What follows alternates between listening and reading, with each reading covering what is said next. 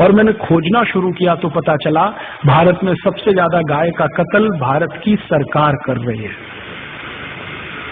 मुसलमान नहीं कर रहे हैं। और इस देश में ऐसे कई मुस्लिम समाज हैं जिनको मैं जानता हूं जो गाय को वैसे ही पालते हैं जैसे आप पालते हैं। आप कभी आइए, गुजरात में कच्छ नाम का एक जिला है। कच्छ जिले में एक नहीं सैकड़ों मुसलमान नहीं हजारों हैं जो गाय पालन करते हैं। गाय का दूध बेचते हैं, दूध में से दही बनाते हैं, दही से मक्खन निकालते हैं, मक्खन से घी बनाते हैं और बेचते हैं।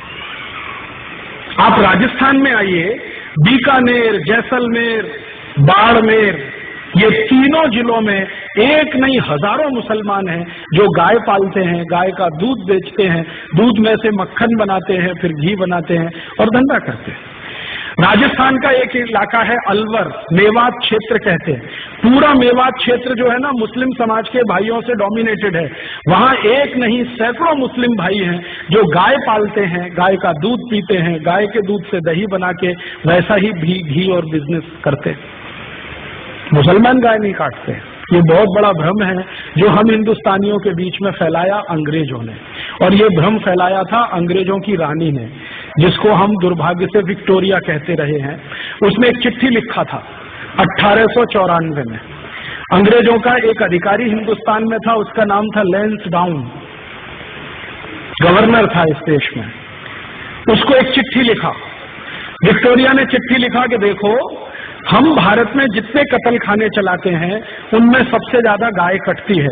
ये भारत के हिंदुओं को पसंद नहीं है क्योंकि ये उनकी अधिष्ठात्री है, माने हम उसको पूजनीय मानते हैं, मातृ समान मानते हैं। हिंदुओं को पसंद नहीं है और वास्तव में मुसलमान भी नहीं पसंद करते गाय को मारना और उसको खाना। गाय तो हमारे लिए काटी जाती है, माने अंग्रेजों के लिए काटी जाती है। अब भारत में हिंदू और मुसलमान कभी एक हो गए और गाय बचाने में लग गए तो हमारी सरकार नहीं चलेगी भारत में। इसलिए तुम एक काम करो कि जितने कत्ल खाने चल रहे हैं गाय काटने के लिए, उनमें मुसलमानों की भर्ती कर दो और हिंदुओं को बताओ कि गाय देखो मुसलमान काट रहे हैं।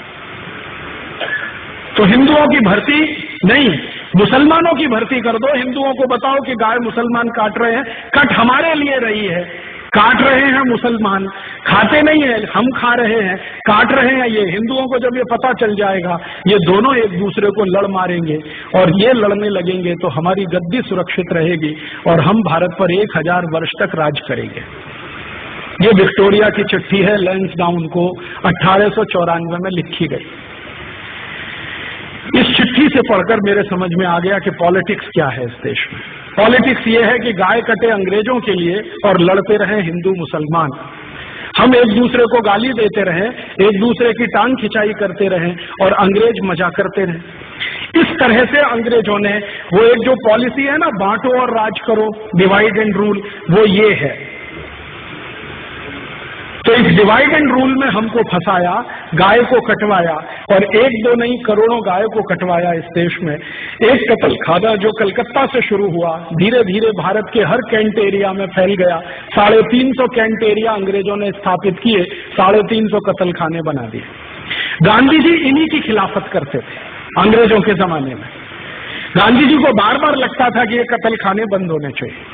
और गांधी जी के पहले एक और बहुत महान व्यक्ति हुए इस देश में जिनको बहुत पीड़ा होती थी इन कत्ल खानों के चलने से। उनका नाम था स्वामी दयानंद सरस्वती, जिन्होंने आर्य समाज की स्थापना की। उन्होंने तो अपने जीते जी एक फौज तैयार कर दिया गोरक्षा के लिए। स्वामी दयानंद सरस्वती ने एक संगठन बना दिया जिसका नाम आर्य समाज, आज तक जीवित है।